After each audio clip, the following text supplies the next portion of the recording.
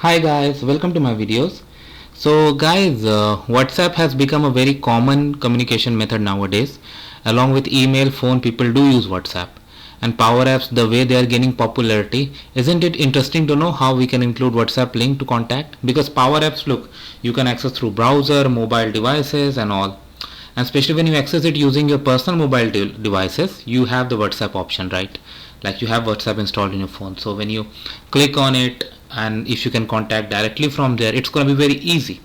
So I wanted to show you this with a simple app. So I have created an app, okay, and this is just a button, WhatsApp me. Instead of this button, you can add any icon. Like people have amazing icons for WhatsApp, whatever you want.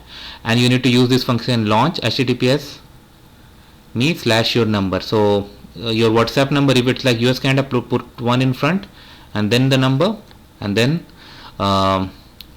then let's say you share it with others.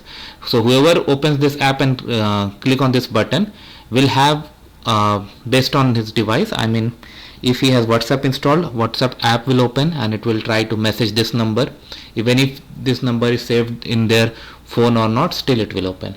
If they are accessing on desktop, then WhatsApp web page will open if WhatsApp is not installed, and it will ask them to either download and install or use the WhatsApp web to message.